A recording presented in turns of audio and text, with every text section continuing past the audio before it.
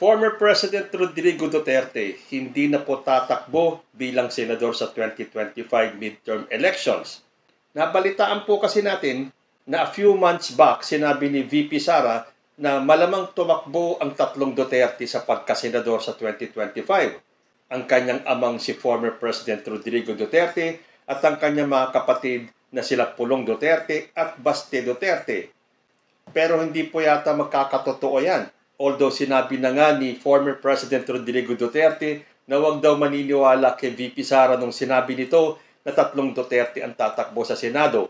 Balita po kasi sa GMA News, Duterte open to running for Davao City Mayor in election 2025. Former President Rodrigo Duterte said he would be willing to run for mayor of his hometown Davao City in the May 2025 elections. At a news conference in Davao City, Duterte inquired from the media if the public opinion was in favor of him returning as mayor of the city that he had led for over 2 decades before winning the presidency in 2016. When some members of the press replied in the affirmative, Duterte said, "Sige, mag-mayor tayo." Duterte said his son, incumbent Mayor Sebastian Baste Duterte, should be the vice mayor. The former president also appeared to have ruled out the possibility of running for senator even as opinion polls indicated that he was among the favorites to win Senate seats in the upcoming year. Duterte cited his age and physical health. "You think I can carry a national campaign at my age? Or you want me to die?" Yan po ang sabi ng 79-year-old na si Duterte. "Magko-collapse lang ako niyan. Mukhang hindi ko na kaya. Let us be realistic about it." Although siyempre, porque alam natin na pabago-bago ng isip itong si former president, hintayin po natin hanggang sa deadline ng filing ng COC kung ano talaga ang tatakbuhin ni former President Duterte. Although siyempre ang kanyang alipores na si PDP President Robin Padilla ay mas gusto na tumakbong senador si ex-president. Sabi po niya, "Bilang partido, ako ang presidente ng PDP. Gusto ko na tumakbo siya. Kung hindi siya, isa sa mga anak niya. Para sa amin, napakahalaga sa PDP na may Duterte dahil ang PDP ay Duterte." Kahit na si Senator Bato de la Rosa is encouraging Mayor Duterte to join the senatorial race. So, mukhang wala ng urungan ang pagtakbo ni former president bilang mayor ng Davao. Ito nga, at siya ay nagbabanta na naman.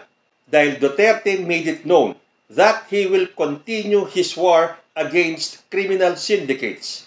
"Gobyerno ako. As early as today, I am warning drug dealers. Mangangamatay kayo. Bring it somewhere else. At this early, sabihin ko na, lumayo na kayo. Ngayon, kayo na. Kung may mga droga ka, maghanap ka na lang ng ibang lugar. Kalaki naman ng Pilipinas. Mamili ka. Cebu, Manila, doon kayo. Kung ako mayor, mangangamatay talaga kayo." Yun ang sinabi ko ng mayor ako. Hindi sila naniwala. Extrajudicial killings. Huwag na natin pag-usapan. Ayaw ko ng droga. Ayaw ko ng kidnapping. Hayaan mo ang Davao na mag-bloom sa sarili niya. Walang problema tao dito. Laking Davao ako eh. Do not mess with me. Dagdag pa niya. "This is my city and I want it a peaceful city. Hindi naman ako nakikialam sa mga tao dito. I just want a peaceful city. Pag inabutan ko kayo, patayan talaga tayo. Pati yung human rights, sabihan ko na kayo. Kaya yung mga human rights, i-contact na nila itong mga taong ito. Kasi mamamatay talaga yung mga yan." Duterte said he wants to continue to protect the children of the city if he ever runs for local office. Pero teka muna, bakit nasabi ni Rodrigo Duterte na kung yung mga drug dealer o yung mga may droga dyan sa Davao ay humanap na ng ibang lugar? Pumunta kayo sa ibang parte ng Pilipinas, mamili kayo Cebu or Manila or kung saan man. Dahil pag siya ay naupo ulit, mga mamatay kayo talaga. Ano ba ang ginawa ng mayor dyan? Sino po ba ang nakaupong mayor ng Davao? Hindi ba anak niya si Baste Duterte? O bakit nag-proliferate pa rin ang drugs dyan sa Davao? Tapos sasabihin ngayon ni Rodrigo Duterte kapag siya ang naupo sa Davao, yung may mga hawak na droga dyan ay lumipat na, umalis na kayo sa Davao because I want my city to be a peaceful city. Ibig sabihin, hindi naging effective si Baste Duterte. Yung akala natin, ang Davao dapat ay maging drug-free dahil galit na galit sila sa mga drug dealers, sa mga drug lords, sa mga drug users and pushers. Yun pala, naglipa na pa rin ang droga sa Davao. So, wala palang ginawa itong si Baste Duterte. Dahil kapag naupo na itong amang si Rodrigo Duterte, wawalisin niya to the point na mamamatay ang mga drug dealer o drug pusher o kung anumang kayo may hawak ng droga sa Davao, kaya kailangan umalis na kayo sa Davao City. So, pinalalabas ba ng amang si Rodrigo Duterte na incompetent at walang nagawa ang kanyang anak na si Baste Duterte bilang Davao City Mayor? Bakit patatakbuhin pa niyang Vice Mayor niya si Baste Duterte kung hindi naman pala niya na-solve ang drug problem sa Davao City? Kayo mga DDS, sinasabi niyong nagkalat ulit ang droga sa Pilipinas. Bakit ang Davao City na supposedly ay dapat drug-free, ay ang dami palang may hawak ng droga dyan. At binabantaan na nga ni ex-president na magsialis na kayo dahil oras na siya ang maupo dyan, mga mamatay kayong lahat. Nako, eto na naman. Nagsalita na naman si former President Rodrigo Duterte at pag-usapan na naman ang EJK sa Davao City, sasabihin niya walang EJK.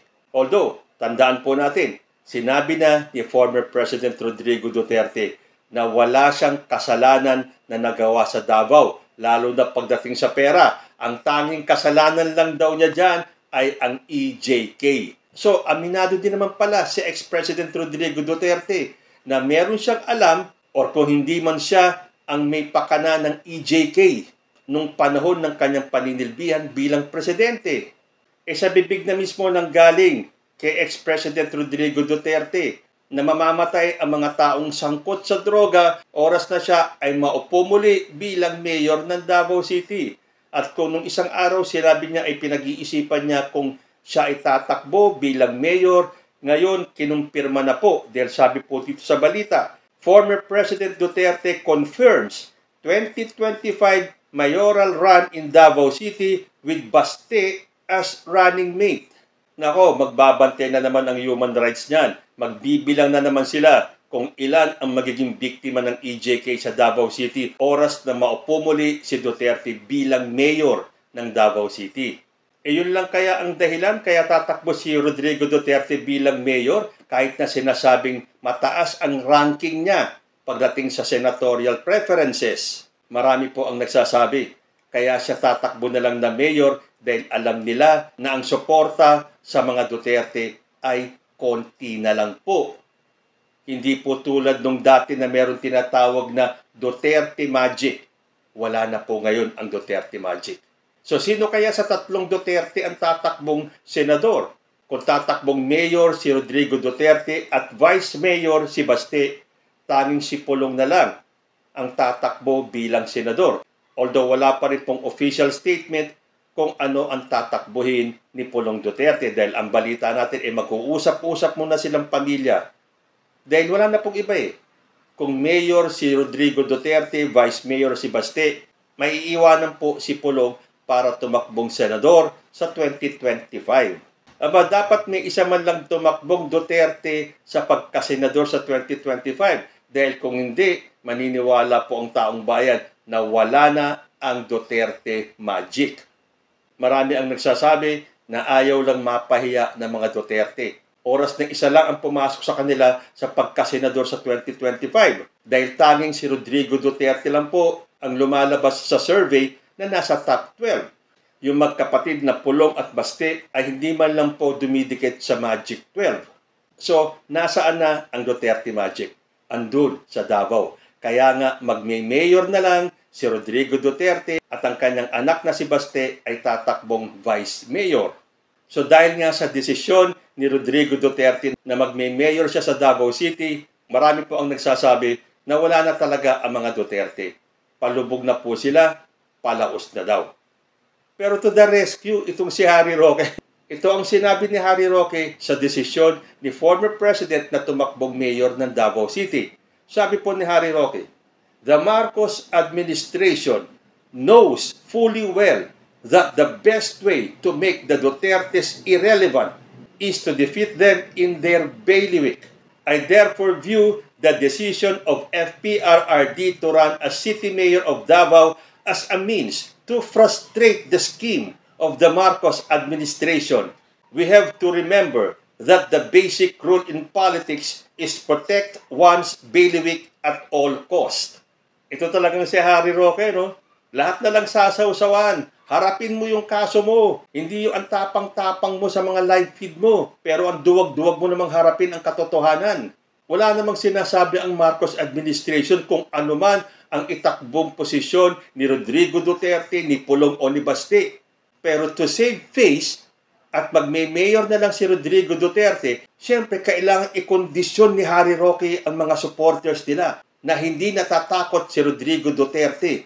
Siya ay tatakbong mayor dahil balak daw ng Marcos administration na gawing irrelevant ang mga Duterte. Kaya kailangan nilang pabagsakin ito, lalo na sa kanyang bailiwick.